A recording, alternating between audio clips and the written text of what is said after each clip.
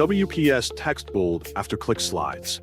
If this guide helpful, don't forget to like and subscribe. People search for this tutorial because many students, teachers, and office workers use WPS presentation for school or business projects and want to emphasize important information during slideshows.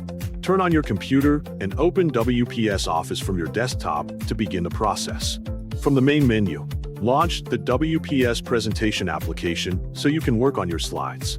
Open an existing presentation if you already have one prepared, or create a new blank document if you want to start from scratch.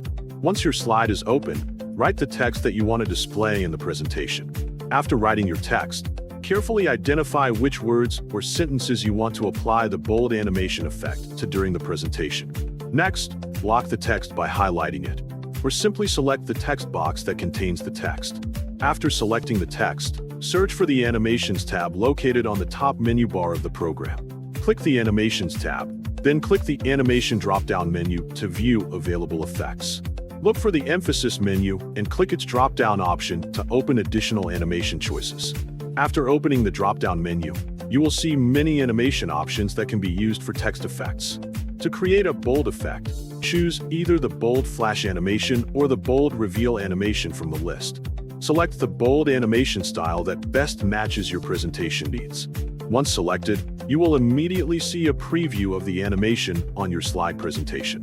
You can repeat these same steps for other text boxes on different slides if you want multiple animated sections throughout the entire presentation for a more professional appearance. Hover your mouse over the text animation and click it to continue adjusting the effect settings. After clicking the animation, a new tab option will appear, and you should select the More Text Animation option. Inside the text animation settings, open the Timing tab and customize when the animation should begin, such as on click, with previous, or after previous. After selecting the timing option you prefer, click OK to confirm the settings. Go to the slideshow mode and check whether the animation appears correctly on the slide.